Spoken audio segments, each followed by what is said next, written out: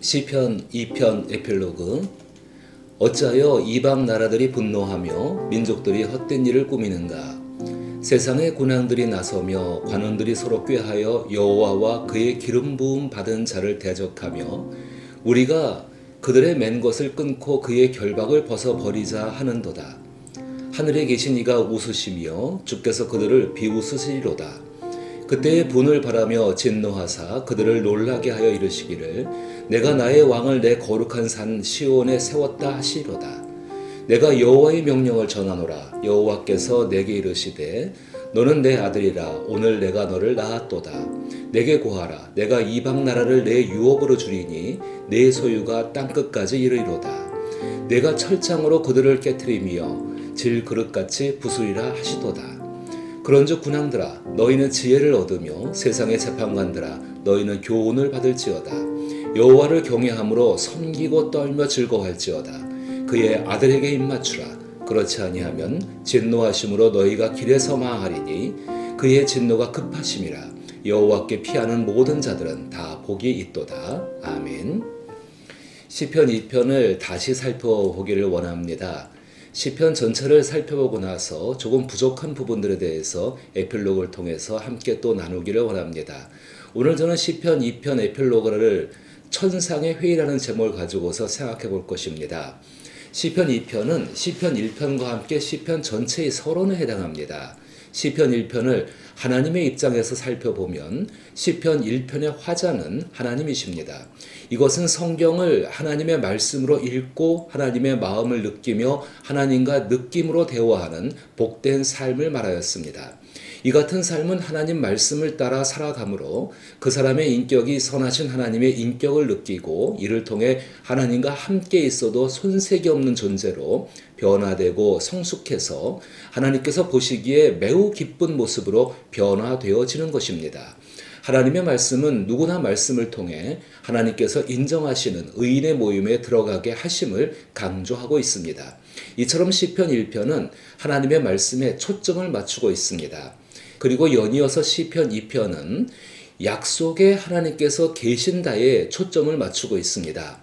약속의 하나님은 당신이 지으신 세계 속에 함께 계십니다. 하나님의 창조 속에는 하나님의 약속이 존재하고 있습니다. 믿음 이전에도 하나님의 약속이 있었으며 우리는 그 약속을 믿고 따라 살아가는 삶을 살아가고 있는 것입니다. 바로 또 이렇게 살아가는 것이 의인의 삶입니다. 사무엘 선지자에게 기름 부음을 받은 다윗의 삶은 약속의 하나님께서 계신 것을 믿고 살아가는 삶이었습니다.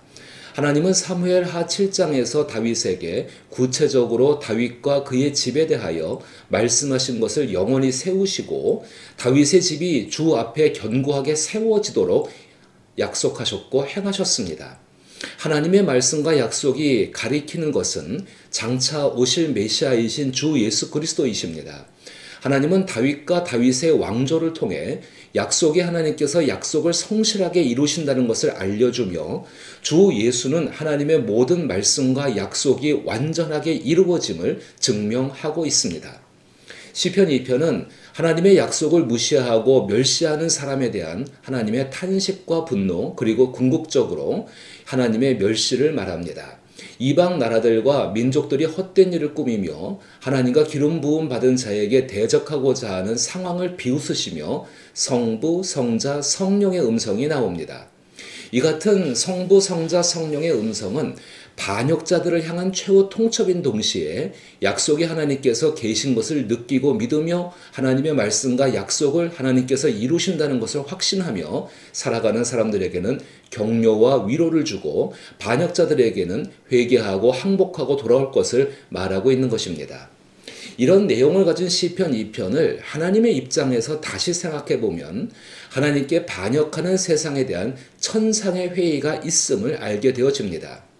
이 회의기 전에 이미 하나님이 듣고 계시는 말이 있었습니다. 그것은 반역자들의 말과 그리고 하나님의 말씀과 약속을 믿고 따라가는 사람들의 말을 하나님은 듣고 계셨습니다. 먼저 반역자들의 말이 어떠한가를 생각해 보십시다. 저는 이렇게 표현해 봅니다. 나는 세상의 지도자로서 권력과 통제권을 손에 쥐고 있다. 내가 이끄는 세상은 나처럼 반역적이고 독립적인 의지를 가진 자들로 가득 차 있다. 하나님의 통치와 권위는 내게 중요하지 않다. 언제든지 무시할 수 있는 미약하고 하찮은 것이다. 세상을 내 마음대로 통제하며 권력을 유지하는 것이 내 목표이다.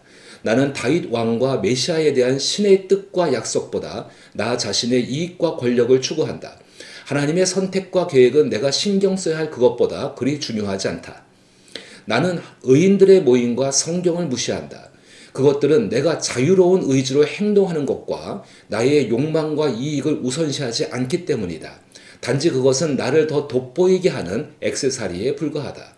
나는 지혜롭고 공명정대한 통치보다는 나 자신의 지위와 이익을 중시한다. 하나님의 권위와 정의는 내게 별로 중요하지 않다. 나는 자유로운 의지로 나만을 위한 결정을 내릴 수 있기 때문이다. 아마 악인들은 이렇게 말할 것입니다.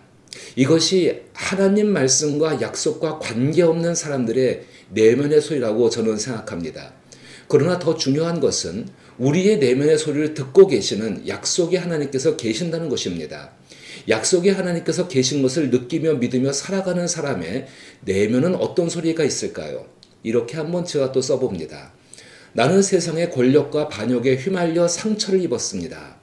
지도자들은 내 권리와 존엄을 무시하며 자신들의 이익을 위해 나를 억압하고자 합니다. 하지만 나는 하나님께서 나를 권고하시는 의인의 모임에 속하고 싶습니다. 그곳에는 하나님의 율법과 규율을 따르며 하나님과 함께 있는 기쁨과 평화가 있기 때문입니다. 내 마음은 다윗 왕과 메시아에 대한 하나님 말씀과 약속이 이루어지는 희망으로 가득 차 있습니다.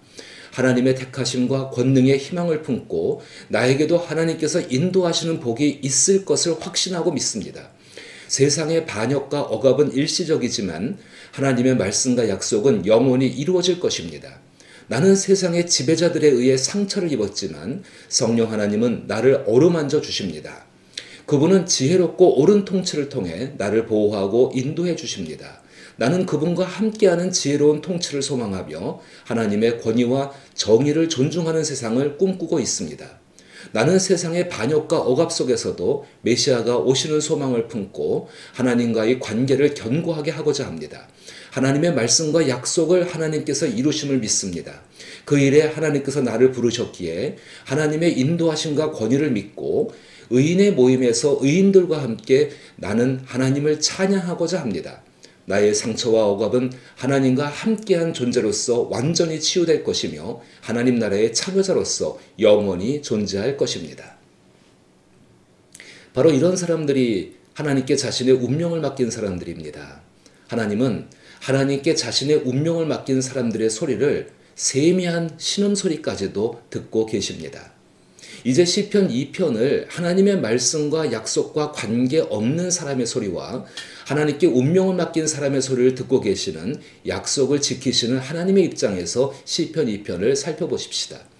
1절부터 3절을 반역하는 세상을 바라보는 성부, 성자, 성령 삼위일체 하나님의 입장에서 볼 수가 있습니다.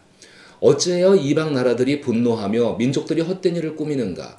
세상의 군왕들이 나서며 관원들이 서로 꾀하여 여호와와 그의 기름 부음 받은 자를 대적하며 우리가 그들의 맨 것을 끊고 그의 결박을 벗어버리자 하는도다. 4절부터 6절을 성부 하나님의 입장에서 볼 수 있습니다. 하늘에 계신 이가 웃으시며 주께서 그들을 비웃으시로다. 그때의 분을 바라며 진노하사 그들을 놀라게 하여 이르시기를 내가 나의 왕을 내 거룩한 산 시온에 세웠다 하시리로다. 7절부터 9절은 성자 하나님의 입장에서 볼 수 있습니다. 내가 여호와의 명령을 전하노라. 여호와께서 내게 이르시되 너는 내 아들이라. 오늘 내가 너를 낳았도다. 내게 구하라. 내가 이방 나라를 내 유업으로 주리니 내 소유가 땅끝까지 이르로다. 내가 철장으로 그들을 깨트리며 질그릇같이 부수리라 하시도다. 10절부터 12절을 성령 하나님의 입장에서 볼 수가 있습니다.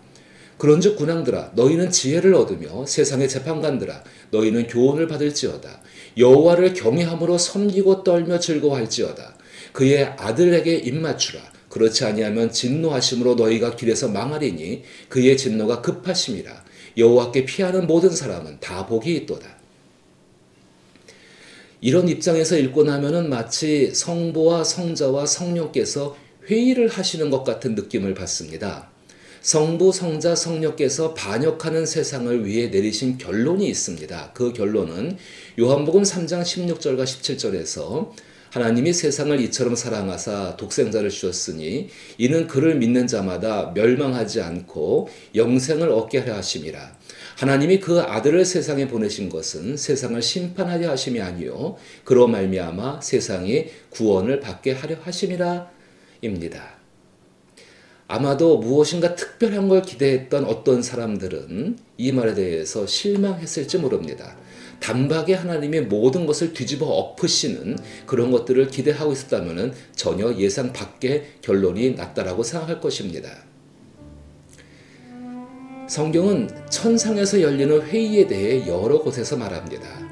천상의 회의에 영적인 존재들과 하나님과 함께 있는 의인들, 그리고 하나님의 말씀을 듣고 있고 전하는 선지자들이 참여하고 있습니다.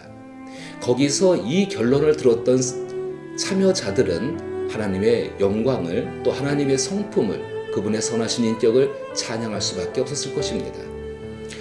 천상의 회의는 하나님의 뜻을 결정하기 위해 의견을 모으는 곳이 아닙니다. 하나님의 뜻이 하늘에서 선포되고 동시에 하늘에서 이루어지는 것을 형상화해서 말하는 것입니다.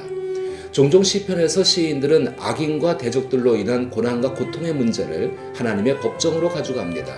마치 천상의 회의를 생각하며 기도하는 모습입니다. 주 예수께서 아버지 하나님의 뜻이 하늘에서 이루어지신 같이 땅에서도 이루어지이다라고 기도하신 것은 하나님의 뜻인 하나님의 법정과 천상의 회의로부터 주 예수께서 오셨기에 하나님의 말씀과 약속이 이 땅에서도 반드시 이루어지는 것을 말씀하고 계신 것입니다. 그리스도인들은 반역하는 세대의 유일한 회복의 길이신 주 예수의 뒤를 따라 하나님의 말씀과 약속을 이루어가는 사람들입니다. 시편 2편에서 하나님께서 정해놓으신 뜻이 오늘 우리의 삶에도 이루어짐을 믿으며 하나님께 반역하는 세대 속에서 하나님의 말씀과 약속을 반드시 지키고 이루시는 하나님을 느끼며 확신하며 믿으며 살아갈 수 있기를 나사렛 예수 이름으로 축복합니다.